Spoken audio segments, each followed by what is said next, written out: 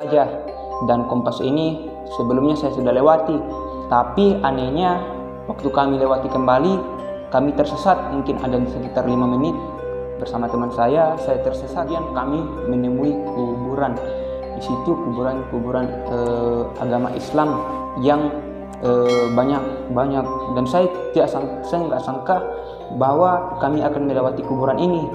Tapi pada saat sebelumnya waktu kami lewat di sini, perasaan nggak ada kuburan waktu kami gunakan jalan potong ini, tapi kok tiba-tiba ada. Dan di situ rasa deg-degan, rasa takut. Lagi bersama saya Afrik Santana.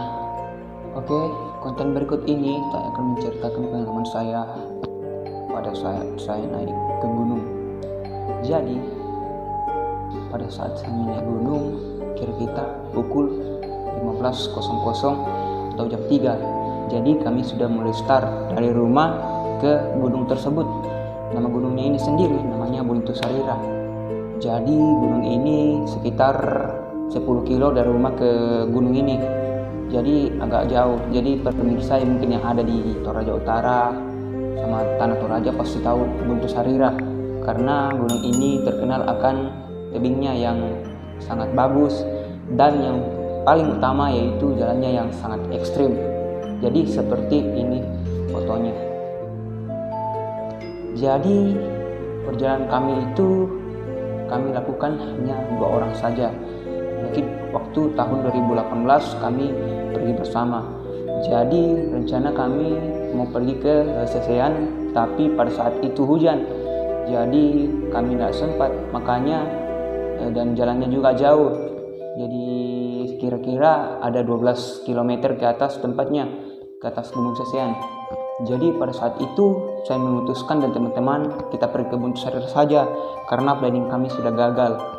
Jadi kami pergi memesan gas, minyak kompor teman, karena pada saat itu kami belum mempunyai alat yang memadai. Setelah semuanya terkumpul, kami mulai merencanakan untuk berangkat.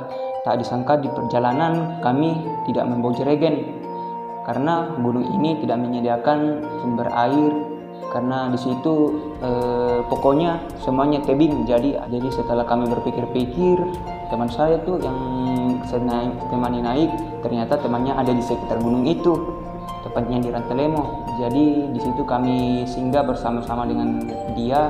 Lalu saya berkata, kita ke temanmu aja pinjam jerigen. Singkat cerita, kami pun sampai di depan rumahnya.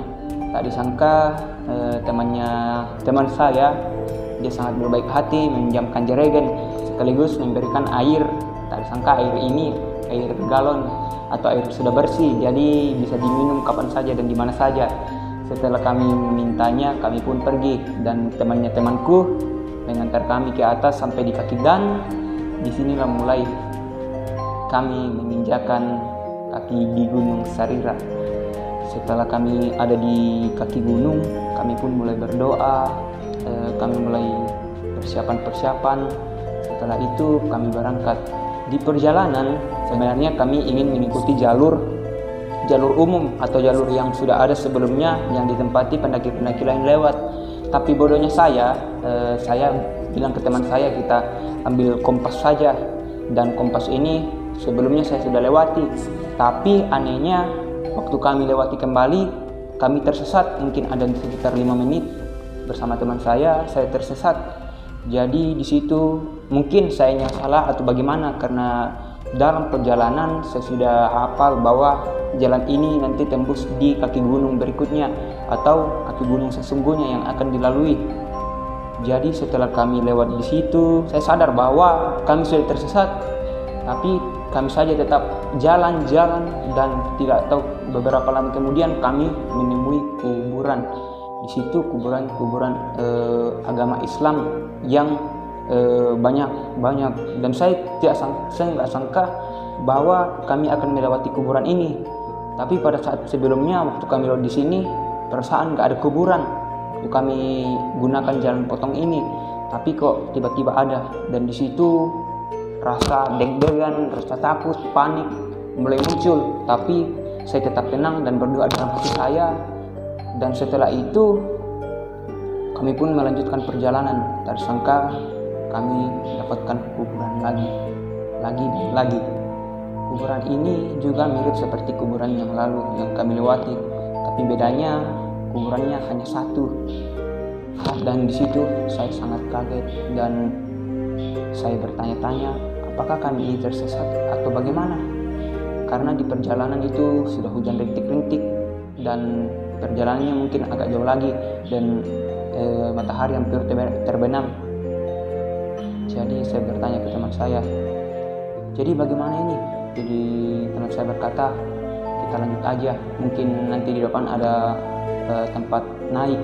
Jadi setelah lama-lama kami berputar-putar, belum ada tanda-tanda untuk keluar dari jalan tersebut.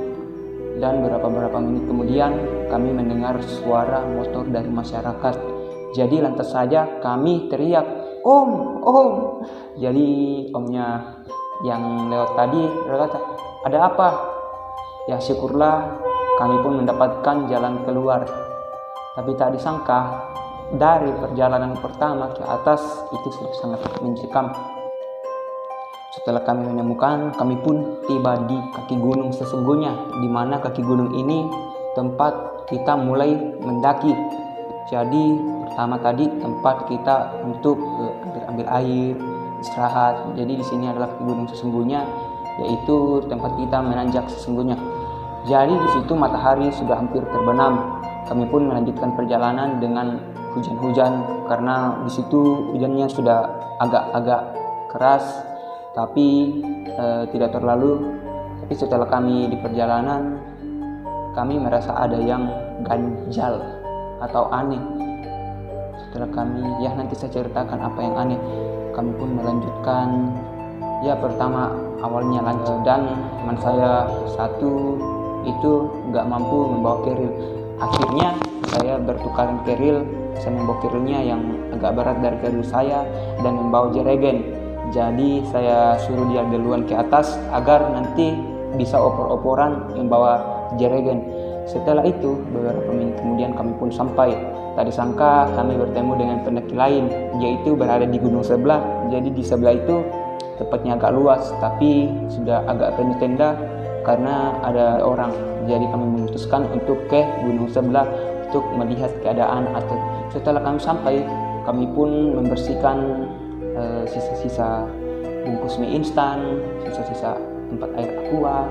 Di situ kami membersihkannya. Jadi kami membersihkan itu untuk membangun tenda.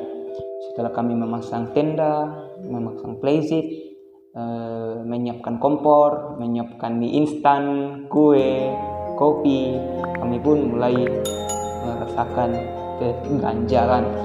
Yang pertama yang kami rasakan yaitu seperti ada orang